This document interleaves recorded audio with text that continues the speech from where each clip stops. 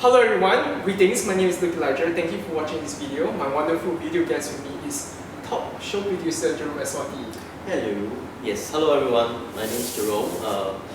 I'm a fashion show producer and a fashion stylist based in Singapore. Yeah.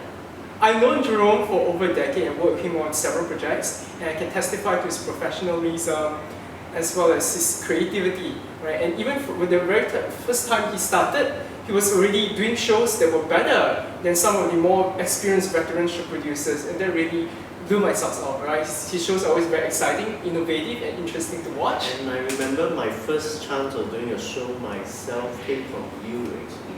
It was a menswear brand. Yes, I recall. Yes, it was called I Am, right? Correct, Yeah. so long ago. Okay. Yeah. That was a very fun experience. It was a fun experience, for sure.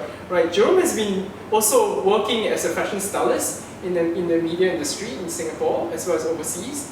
Right, Jerome, could you tell us about your background and history, how you got started and how you got involved in this industry? Okay. When I first started in this industry, I was more interested in modeling. So I was not this size then. But after I started modeling, I got to know a lot of people, and I realized that deep down, my passion has always been fashion shows. And I have never thought of it as a career because no one kind of mentions fashion show producer or fashion stylist when you're younger. Everyone's like engineer, doctor, accountant, businessman. Especially 15, 16 years ago, it wasn't so prevalent. Correct. Yeah. You don't think of it as a career because you're not sure how you can actually make a living out of it. But as I got older, I was very lucky that I met the right people. I had a good mentor, and he helped me step into this industry. And since then, I have done quite a few. I think I've done quite a lot of projects. So my projects actually range from commercial types to launches to collection previews to spring summer collections, autumn collections, fashion weeks. Yes, fashion weeks, fashion store festivals. openings. And then I think some of the more notable brands that I have the chance to work with is like Dior, Cavalli, also Marquesa, Adem, Singapore Fashion Week, Singapore Fashion Festival, Audi Fashion Festival, and also I've done special projects for like hair brands like L'Oreal Professional, Shuimura, and also Shuimura makeup contests and stuff. Yeah.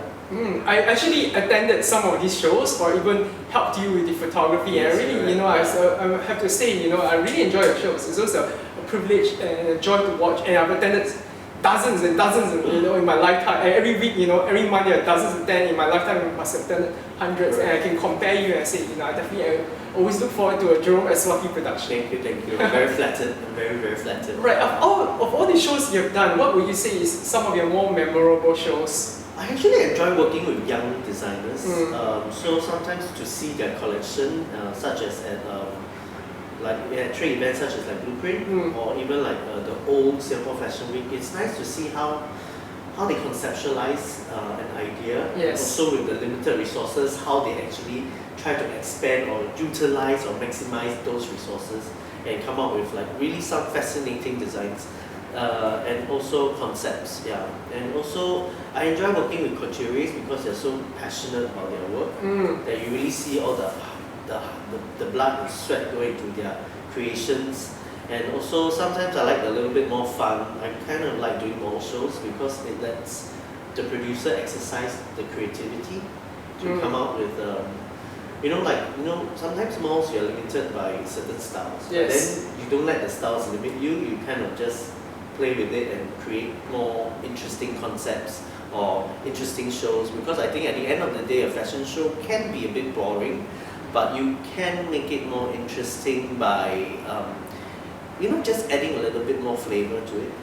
Awesome. In fact, actually speaking of mall shows, you're actually doing one for the next month, right? This month, yes. Actually, I'm 18 this month. 18 this month, look at that, 18 shows. So where can the audience go to if they want to see you catch one of your shows? I'll be doing spring summer shows for Raffles City. That is quite a number of shows. I'm doing the spring summer for Ion as well, Ion Orchard. Ion Orchard, it's now the fashion steps out period, so it's all the malls are launching their all these prestigious big malls. And also I'll be doing a show for Muji Yeah, launching a spring summer. I'm also doing a show for Triumph. Yeah. That's end of the month. The Trump show should be fun. Lingerie is always fun. It is always fun. Yes. So it can be a bit crazy as well. So I'm just keeping my toes and my fingers curled and then see what happens. Yeah. Alright, what would you say is your personal style? What kind of shows do you gravitate to or tend to have affinity to like to create? I like the shows to have a story behind them, and yet to come out as beautiful, elegant, but yet sophisticated, and it can be a bit whimsical but not too comical. Yeah. So it's hard to it's to kind of draw this fine line between being too theatrical and being too boring. Just trying to give it a nice balance. Yeah. Because if you get too crazy, you sometimes miss out on the clothes. And you get too boring, people just fall asleep, so they don't see the clothes also. So it's a double-edged sword. Defeats the purpose. Yes. The purpose, yeah. Yes. So it's a challenge for you to mix the two and find a nice synergistic balance for them. Right. Okay. Between creativity and commercialism. And also whether the client is comfortable with your idea, because sometimes the show producer's job is to present the collection, and sometimes the designer just wants it to be kept as simple as possible. But if everyone wants simple as possible, everyone just falls flat. So yes, because you cannot really remember unless the styling is that strong, or there's something, or there's some animation or something with the show that brings back the attention of the audience. Yeah. Because even with like big shows, we cannot compete with big shows because, like, say it's a Chanel International or a LV, because they got so much budget to create so much sets. Yes. So in the set in itself, it's so engaging. So given our limited resources, we have to see what we can do. Yeah, so you kind of style the show, right? Yeah. Speaking of styling and art direction, you're also a professional fashion stylist, right? Yes. What are some of the projects you've done as a stylist? Actually, I think the most notable project was actually Lady Gaga. Ooh, I think that was one of the biggest highlights of the career, where we got that one chance to just shoot a cover for her in Singapore. And also I worked with Marcus Schenkenberg. That was quite interesting. The first male supermodel. Then I've worked with a lot of other celebrities as well. One of them was a Hong Kong celebrity.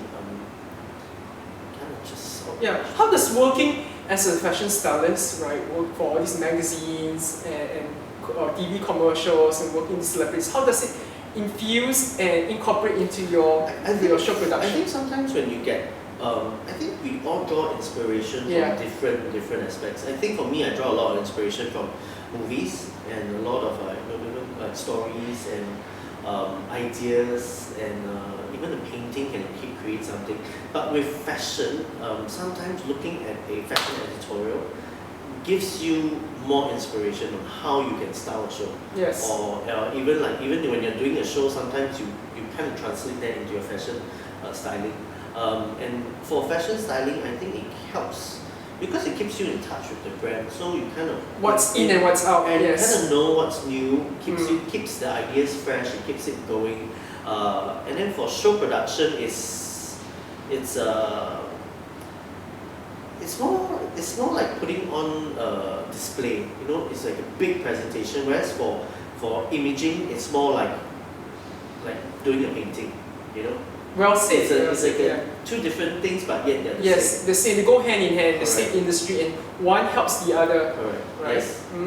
Jerome, could you tell us what are some of the upcoming projects that you have?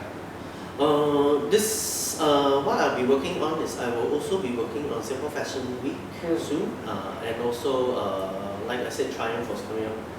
So what we're doing in the midst of preparing the accessories and doing all the castings and all the fittings, and also for Singapore Fashion Week, I'm waiting for them to tell me all the brands. But that's it. And I may have a movie, a series that I need to work on, it's like a Asian Sex in the City kind of thing. That's interesting. So we'll see what happens with that. Hopefully it'll be good. Yeah. How can the audience contact you? Where can they go to find out more about you or to hire you? I do have a website. It's www.jeromeawasthi.com, and my Awasthi is AWASTHI. I'll be placing these links below, so do feel free to click on it, right, to find out more about Jerome. Thank you again, Jerome. Thank you, Luke. Always a pleasure. Yes, coming to my talk show. We hope to see you again at one of your shows, and we wish you all the best in your career. Thank you very much. Thank you. Thank you guys for watching this video. Please subscribe to my YouTube channel.